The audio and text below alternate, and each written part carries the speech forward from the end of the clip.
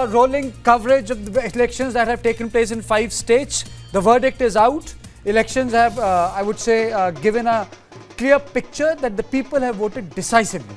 And when I say decisively, you have to look at the numbers. Look at the decisive mandate BJP has got in West Bengal. Look at the decisive mandate that the UDF has got in Kerala. Look at the decisive mandate that Ranga has got in Puducherry. 21 seats out of 30. That's a decisive mandate. Look at the mandate which Himanta Biswa Sarma has got in Assam. 101 seats. And look at the decisive mandate that Vijay has got in Tamil Nadu. Isn't that Samya? Absolutely stunning numbers.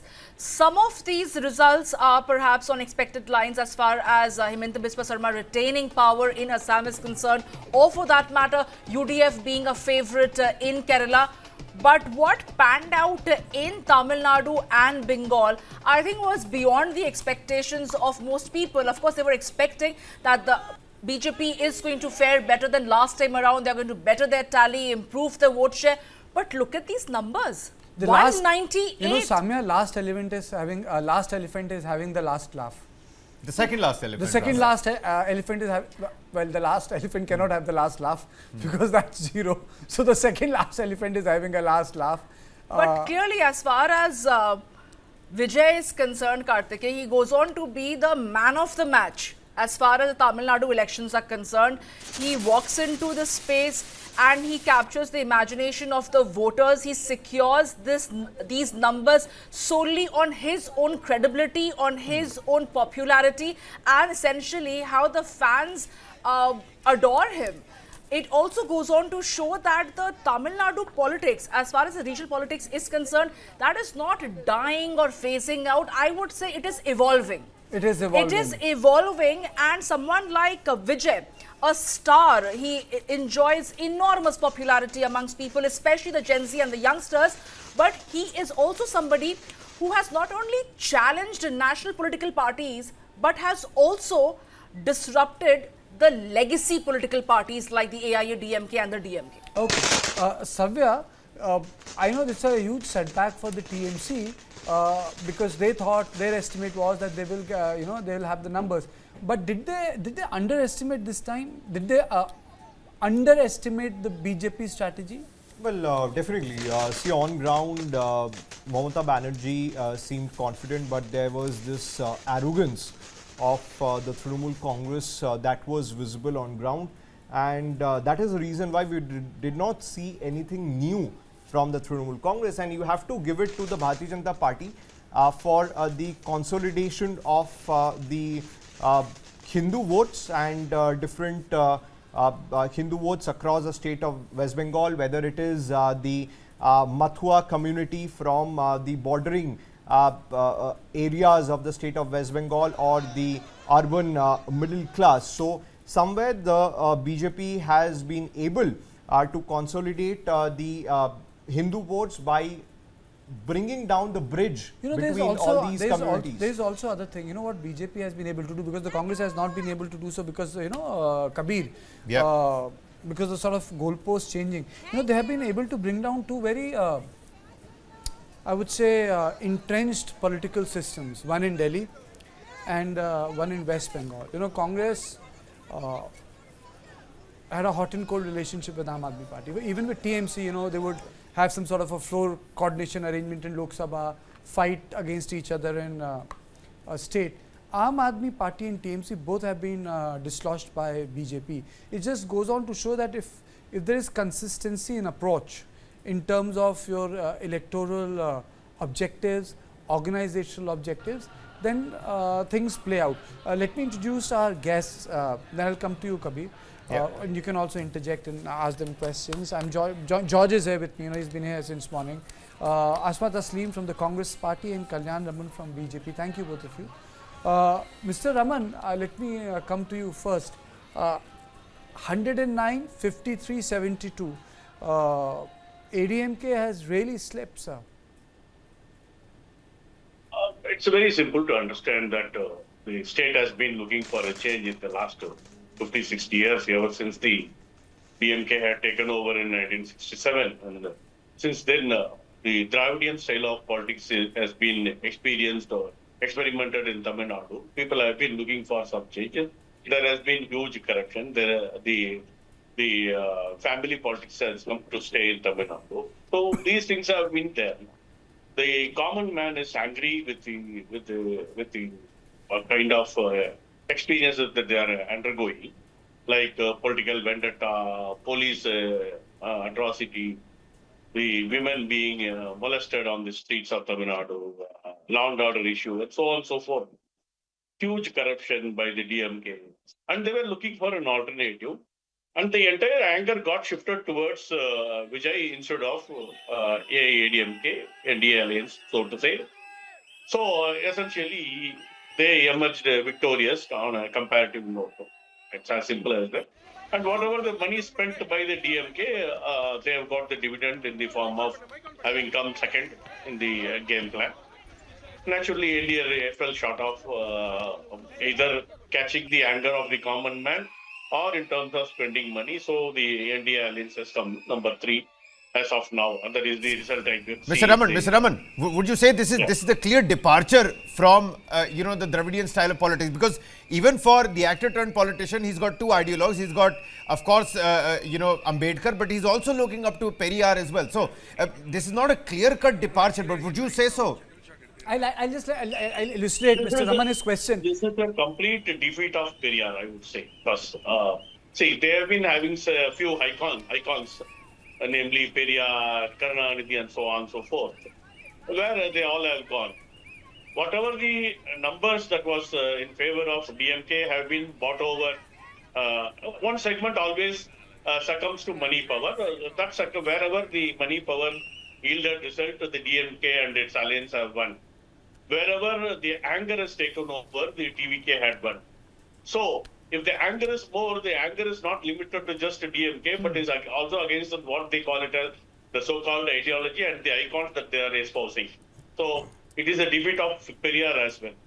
But Periyar is an ideologue for the actor turned politician, and anger can cool off in the times to come as well. Many are also saying we'll have to wait and find out whether this is a single one-time election phenomenon. And right now, the numbers consolidating and freezing in on 109. Where are the other 9 seats going to come from? That's a big question. And who's going to come? I think a lot of people are saying that Congress is already in talks with TVK. But that's I really don't want to hazard this conversation, because Congress can be in talks and suddenly the MLAs can also cross over. Yep. That happens because bigger parties can exert that sort of a thing, that the smaller parties, instead of getting into alliance, get absorbed by the bigger party. I'm also joined by Asma Taslim. Madam, now the big picture is very clear. There is no scope of ambiguity. The big picture is you have done well in Kerala, but the BJP is man of the series. They have swept 3 states. You have won Kerala, I give it to you. But West Bengal, Puducherry, and Assam. Look at them. It's BJP all the way. It's BJP all the way. Thank you for Kerala, for the people of Kerala, for giving us the decisive mandate. When it comes to 3 other states, has BJP has swayed away, why are we neglecting the factors that BJP, which has central agencies with them, why are we neglecting the fact that BJP has EC with them? It is an extended arm of BJP, which has helped in Asma is Kerala immune of ED. Statement in Bengal. The SIR deletions can't be ignored. It has been the biggest factor in Bengal. It is about 1 crore deletions. That's 90 lakh. That's 90 lakh. Asma, I beg your pardon. The only thing is that out of 7.44 crore, I mean, look at the simple arithmetic. 90 lakh voters is 1/70th of the entire population. So, I mean, how exactly was that detrimental? And then people are saying, I mean, the biggest charge was Muslim vote cut gaye. But look at how many Hindu voters were also part of those 90 lakh deletions. But I also want to come in over here to ask you that how do you explain Congress's performance in Assam? Is it not Congress's internal problem as far as not getting their house together, not being able to plug the defection, not being able to get rid of fissures within the Congress party? Over there, there is no election commission or EVM at play. And it then I'll add is something. solely the Congress party where, as far as a linear equation between the central leadership, the high command, and the state unit, that link is absolutely only in the last lost. 1 hour alone. And let's just face it. Ever since Himanta Biswa Sarma has gone and joined the BJP, in Assam. Congress party has not been able to come up with a counter of Himanta Biswa Sarma as far as an organizational man is concerned. And Gaurav Gogoi has proved to be a failure for lack of a better physiology. And if that be the case, then why is the Congress party constantly putting their weight behind Gaurav Gogoi? Yes. Look at the last 1 hour alone, just to add, the mismanagement angle. KC Venugopal, VD Satishan, Ramesh Chanitala all conducted separate press conferences. And we are They waiting could for not the even share the BJP to stage. hold one I mean, press the cake conference. cutting was also, it sort of felt more ceremonial Okay, than then let us get celebratory. George on this. George. Yeah. Now let us get George on this. George, 3 cake cut gaye. No, the thing is that, the 3 lotuses which bloomed in Kerala is a big win for BJP. Especially Rajiv Chandrasekhar, the state president, who is also a former MOS in central government, and V. Muralidharan, the former MOS in central government, both won in Kerala. That is a big defeat for CPM and Congress. But as you said, Congress already had different press conferences, but BJP also had, Rajiv Chandrasekhar also had a press conference right now. V. Muralidharan also spoke to the media. But what is happening in Kerala is that, this mega victory, this sweep or a rout of left front government, it is basically, as A.K. Anani said it is basically an anti-government, anti-Pinarayi vote.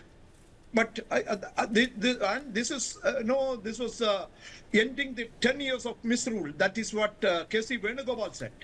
And, even the Chief Minister in his own fort in Dharmadam constituency in northern Kerala in Kannur, where he won for 50,000 votes last time. He won it, but he was also just escaped. He suffered a setback in many of the almost a dozen ministers lost. Many of the constituencies, including Kerala Congress, have lost all seats. Out of 140, 102 seats is something that 100 seat is a psychological barrier for Kerala. Last time it was 99 for LDF and Pinarayi government. This time they crossed that limit. They got 102 out of 140. And CPM and left got only 35. And BJP, which is, this is the start of BJP in every government, every state. When we saw in West Bengal, we saw in Tripura, where most of the voters of CPM shifted to BJP. This may happen even in these elections. Some of the voters shifted to BJP, and many of them shifted to Congress or UDF because they thought that UDF is the best bet in Kerala. And in Kerala, this will change. Then the left is no more. The left is there is a red flag for the red. Are you saying BJP can replace left? Are you saying that BJP can replace left in Kerala? It can happen in 10-15 years. I foresee that. Left was supposed to be the Hindu party in Kerala. So are you saying that the BJP is going to be BJP is going to take that space? CPM and CPI were the Hindu majority parties in Kerala, but definitely BJP eaten into the vote bank of left, especially CPM and CPI, especially the Idava and Nayar votes.